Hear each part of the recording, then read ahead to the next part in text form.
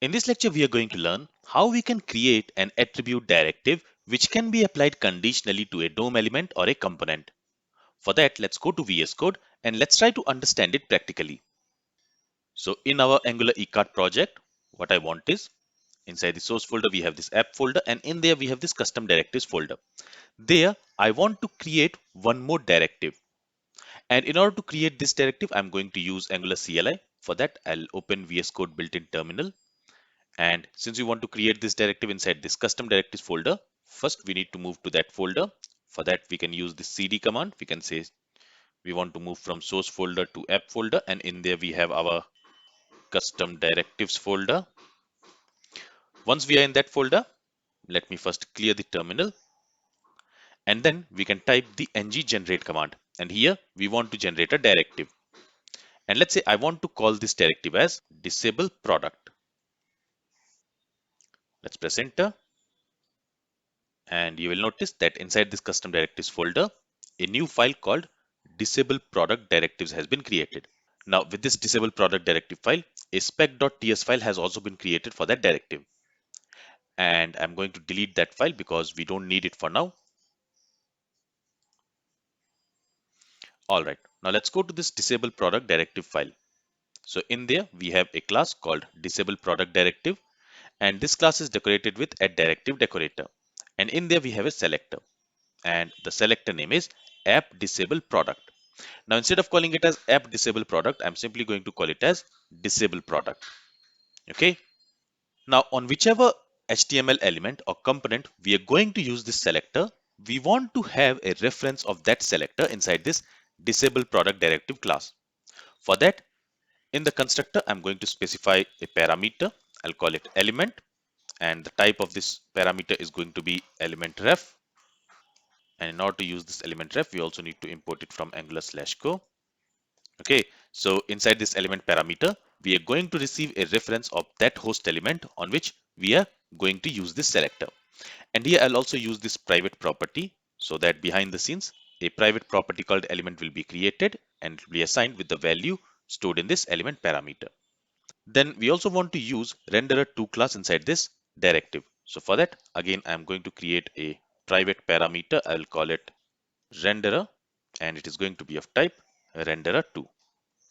Now, in order to use this renderer2, again, we need to import it from angular/co. Okay. Now, let's also go ahead and let's create an input property. For that, I'm going to use this input decorator. And in order to use this input decorator, we need to import it from angular/co. And let's say the property name is disable product.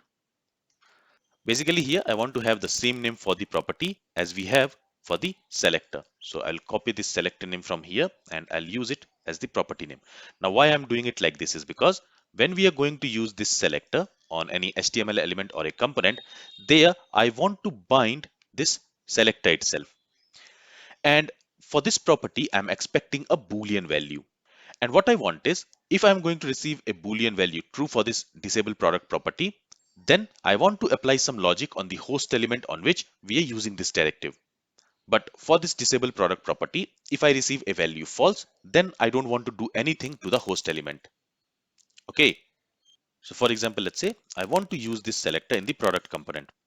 So let me go to this container folder. In there we have this product list folder, and in there we have this product folder, and there we have the product component.html file. So I want to use that directive on this div element in the product component like this. Okay, and since inside this disable product directive we have a property with the same name, we can also bind it. And to bind it, we need to wrap it within square brackets like this. And to this, we want to assign some Boolean value. For example, let's say we want to disable a product, and when I say disable a product, I mean we want to gray out that product.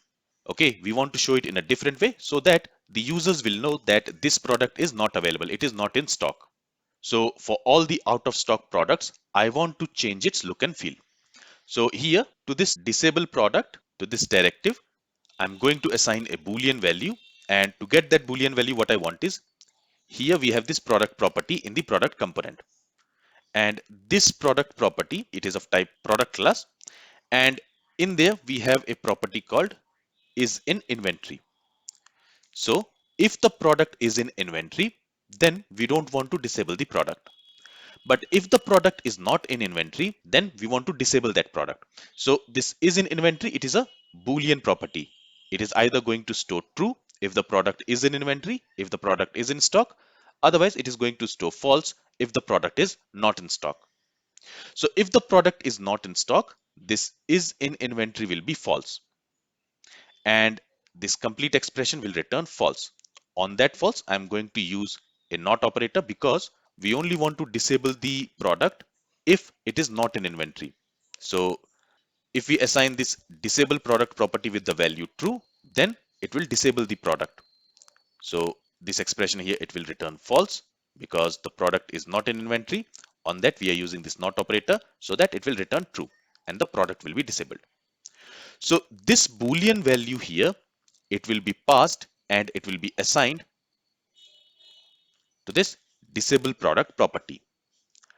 Now what we want is, based on the value which we have received for this disable product property, we want to do something. We want to execute some logic. And we want to execute this logic based on the value which we are going to receive for this disable product property. And for that, I'm going to use setter method on this property. And to use a setter method, we can simply use a set keyword on the property. And when we use a set keyword on the property, in that case, we can use that property, we can implement that property like a method. So here, for this property, whatever value we are passing from here, we are going to receive it as an argument for this method. So here, let's create a parameter. Let's call it maybe disable. It is going to be of type Boolean. Okay, so here, this expression, it is going to return a Boolean value. So this Boolean value, whether it is true or false, we are going to receive it for this disable parameter. Then we can use a set of curly braces like this.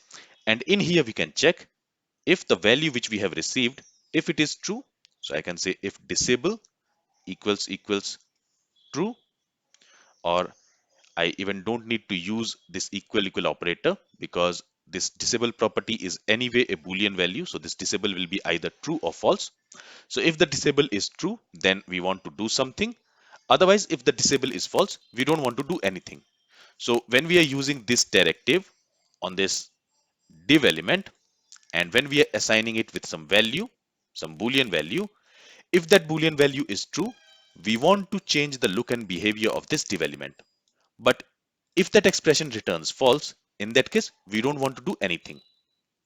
If the expression returns true, we want to change the look and behavior of the host element, in this case, this div element. But if the expression returns false, we don't want to do anything. So here, inside this if statement, we can write the logic which we want to execute whenever this expression which we are assigning to this disabled product is going to return true. And what we actually want to do here is, first of all, I want to access the renderer class. And what I want is, I want to add a CSS class to an HTML element. So for that, I'm going to use this add class method. Now, to which element do we want to add some CSS class? We want to add the CSS class to the host element. And we are going to receive the host element inside this element parameter.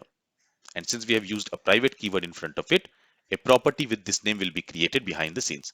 So we can say this dot element, and since this element is of type element ref, we are going to have a native element property on this element object. And this native element property is basically going to store the host element. In this case, this native element property, it is going to store a reference to this div element. Then what we want is, on this element, we want to apply some CSS class. Now I have not created that CSS class yet. So what I'm going to do is, I have already written some CSS. So here I have created a simple CSS class where I am changing the background color and opacity. So I'll copy this CSS class. And for now, since we want to use this directive in the product component, so basically we are using that directive, this disable product directive in the product component. For now, I'm going to add this CSS class in the CSS file of product component. So I'll simply add it here. Okay, and I'll copy this name, the CSS class name, and I will pass it to this add class method.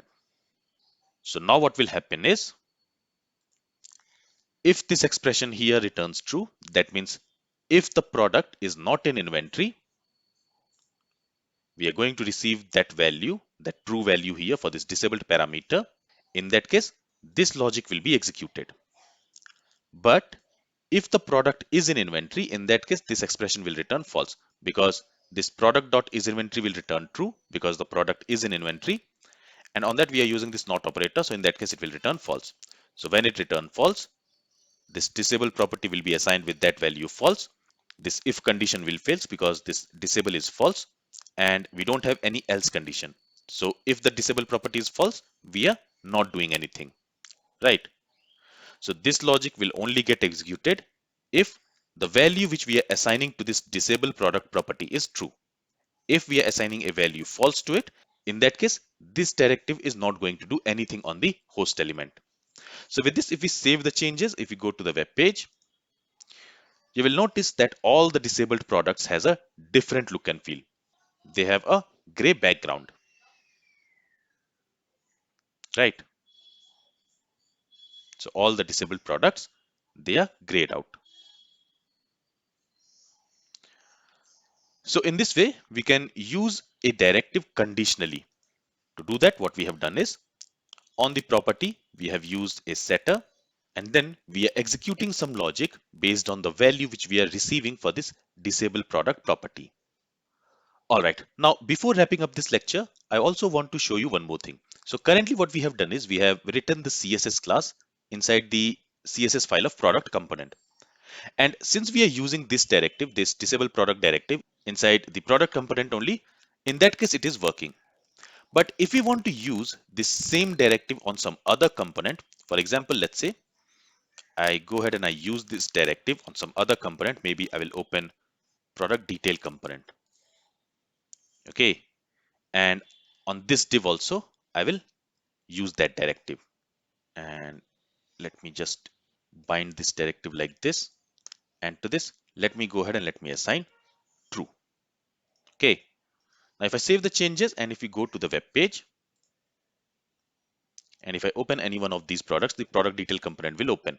But you see, nothing is happening here. We don't see any opacity or we don't see the black background color.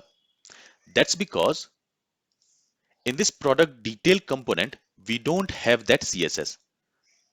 This CSS, we don't have it inside the product detail component. Okay, so that's why we don't see any changes there. So what we need to do here is, instead of writing these CSS classes inside a particular component CSS file, we can write it inside the style.css file, because we have learned that whatever CSS style we write inside the style.css file, that is applicable throughout the Angular application. So these CSS classes, which we will write inside the style.css file, they will be available throughout the Angular application and they can be used in any component. So now if we save the changes, now we should be able to use this disable product directive on any component and it should work. So you see, here we have some opacity and the background color is also changed. Okay. And that's why I moved this highlight product CSS class also inside the style.css file. Earlier it was in the CSS file of product component, but now I have moved it to style.css, so that when we will use this highlight directive, so inside this highlight directive, what we are trying to do is we are trying to add this highlight product CSS class based on mouse enter event and mouse out event.